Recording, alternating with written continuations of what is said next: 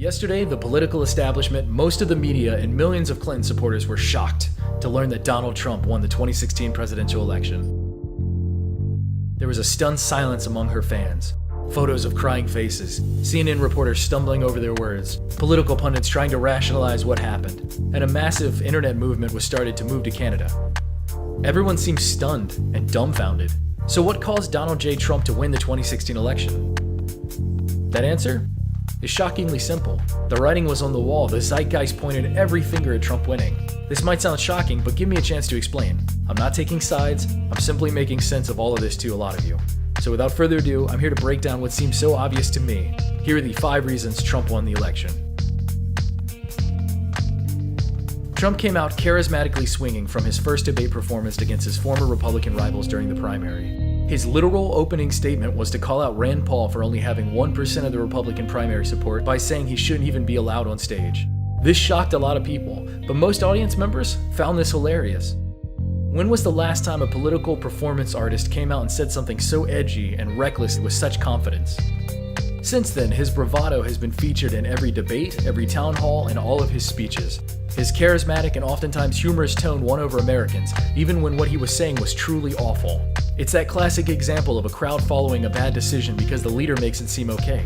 Was he offensive numerous times throughout this campaign? Absolutely, but he was also charismatic and funny about it.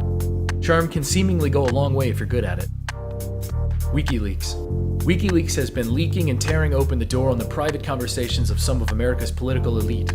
Regardless of if it was Russian hackers or not, the emails were real, and the awful and offensive actions inside resonated with Americans, far more than the offensive comments of an overly tanned Trump. It was the proof needed to definitively say that politicians actually do not care about the average person. WikiLeaks showed Americans just how corrupt the Clinton campaign as well as the DNC actually were. From the rigging of superdelegates, to the closure of polling stations, to the disgusting and abhorrent attacks on Bernie Sanders, the list goes on and on. Here are a few more. The constant communication with news outlets like CNN, the Huffington Post, and others to coordinate attacks against Sanders and later Trump. To Hillary Clinton having a public position, but secretly having a private position opposite of what she publicly supports.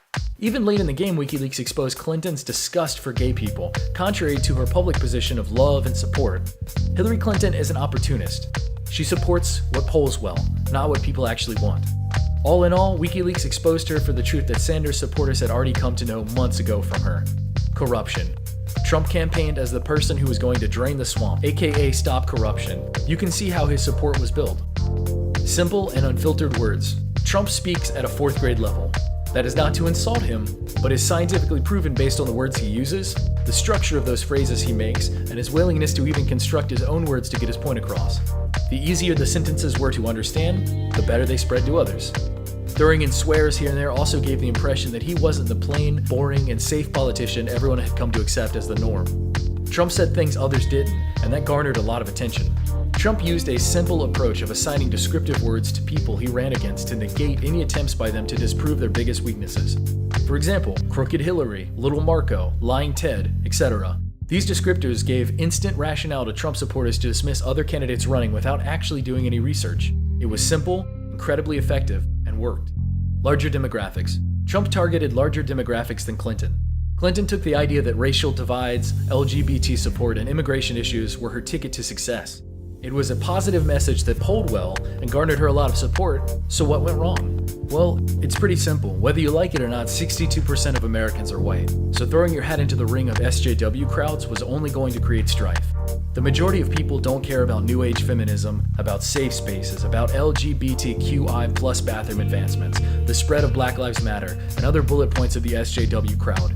Most people are stuck working shitty jobs, making less money than they did 10 years ago, and paying more for health insurance than ever before. Both Sanders and later Trump tapped into that anger and discontent that Washington wasn't doing anything for the people anymore, that it was more of an intrusive system than anything else.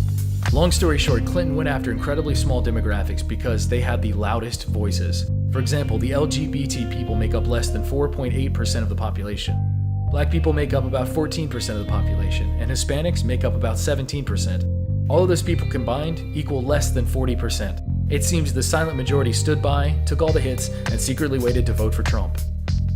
Shy Tory vote. The shy Tory vote is, in my opinion, the biggest reason why Trump won the 2016 election. The shy Tory vote in relation to this election is when one side of an argument is labeled as racist, xenophobic, hateful, bigoted, sexist, evil, Nazi-like, and the other side is considered the opposite, despite whether or not that is actually true. It was the social pressure that was put upon anyone that supported Trump that created the shy Tory vote. What this means is that most people who supported Trump or his policies got such a backlash in terms of verbal and physical abuse that they kept it to themselves and didn't talk about their opinions openly. Instead of debates and arguments being made on two opposing points of view, the arguments were shut down instantly as the Trump supporter was being labeled a racist, a sexist, or any of the other descriptors I mentioned earlier. Basically, the conversation was shut down before it could begin. And I don't know about you, but not being able to speak freely, especially in a place like America, leads to quite a lot of resentment for the person shutting you up or shutting you down. It also seems to have led to the election of Donald J. Trump as the 45th President of the United States. Thank you all for watching this. I hope it enlightened you to a couple of different perspectives, and I hope it gave you a great understanding as to why Trump won this election. Leave your thoughts below, don't be an asshole, and until next time, later!